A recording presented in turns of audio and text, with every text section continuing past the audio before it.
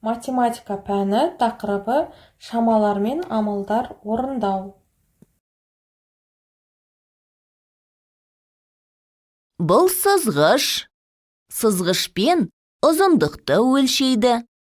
Ұзындық заттың басқы нүктесінен шетіне дейінгі арақашықтық. Сызғыштағы цифрлардың арасы 1 сантиметрге тең. СМ деп белгіленеді. Мына кітаптың ұзындығы 24 сантиметр. Ені 16 сантиметр. Үстелдің биіктігі 75 сантиметр. 10 сантиметр 1 дециметрге тең болады.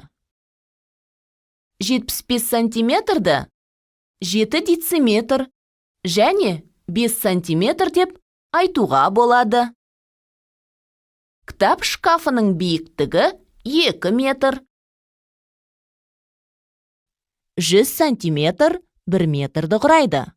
2 метр 200 сантиметр немесе 20 дециметрге тең болады. Сонымен қайталайық. 1 дециметр ол 10 сантиметрге тең, ал 1 метр 100 сантиметрге тең. Дәптермен жұмыс.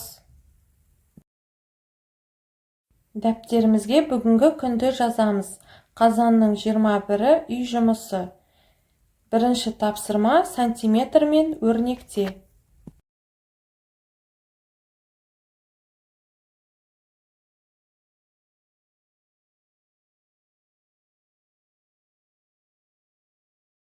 Номер 3-ші есеп 67-ші бет. Сантиметрмен өрнекте.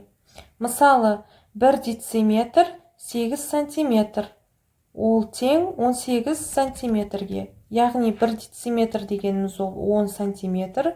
10 сантиметрге 8 сантиметрді қосқан сәтте болады 18.